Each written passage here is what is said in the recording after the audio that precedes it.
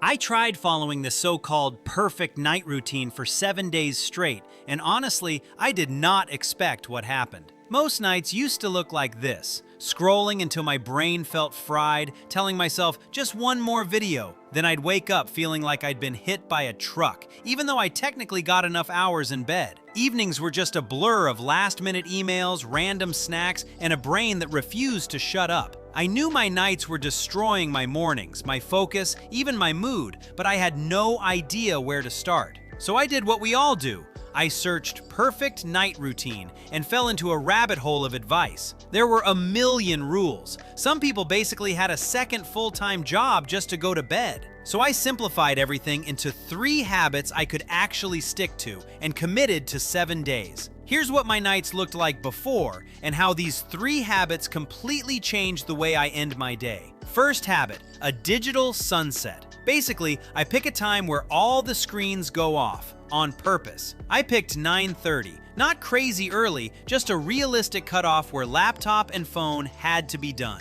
The first night, I kept side-eyeing my phone like it was dessert I wasn't allowed to touch. Instead of scrolling, I swapped it for low-stim stuff, reading, stretching, or just sipping tea in silence. Less screen time before bed lets your brain make more melatonin, so falling asleep actually gets easier. By day 7, I wasn't perfect, but that urge to scroll until midnight got way weaker and I felt calmer. Second habit, dumping my brain onto paper and planning tomorrow before I even touched the pillow. You know those nights where you lie down and your brain suddenly remembers every task you forgot? That was me, every night. So I started a tiny ritual. 1 notebook, 2 sections, tomorrow's to-dos and whatever I was stressing about. I wrote down just 3 important things for tomorrow, not 20, just the things I actually needed to win the day. Then I wrote out anything bothering me, money, messages, awkward conversations, and left it there on the page. Psychologists call this offloading. When your brain trusts the info is written down,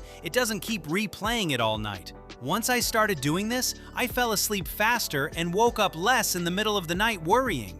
Emotionally, it felt like I was telling my brain, hey, I've got us covered, you can rest now. And honestly, it took like 5 minutes, but the payoff the next morning was way bigger than the effort. By the end of the week, I wasn't dreading mornings as much. I actually knew what I was doing when I woke up.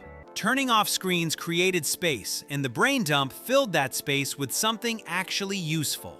Third habit, setting a consistent sleep window and making my room actually feel like a place to rest. Before this, my bedtime was chaos. Some nights 11, some nights 2 in the morning. My body had no clue. So I picked a realistic window, 11 to 7. Nothing fancy, just the same hours most nights. And I cleaned up my room. No more office bed, just a calm, simple space my brain could associate with sleep. I dimmed the lights and kept the room a bit cooler, both signals that tell your body, hey, it's sleep time. Our bodies love patterns. Going to bed around the same time trains your internal clock to get sleepy on cue. Once I stuck to a rough window for a few days, my sleep felt deeper, even though my total hours barely changed. Instead of dragging myself out of bed, I actually felt okay. Not superhuman, just not exhausted for once.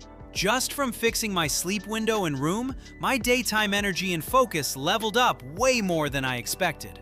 Okay, so after 7 days, here's the simple night routine that actually made a difference. Number 1, a digital sunset. Pick a time, shut down your screens, and give your brain a chance to slow down. Number 2, brain dump and plan. Write tomorrow's top 3 tasks, then pour your worries onto paper. Number 3, keep a consistent sleep window and make your room feel sleepy. That combo boosted my energy, mood, and focus. If you try even one of these tonight, tell me how it goes. And if you want part 2, my 7-day morning routine test is right here.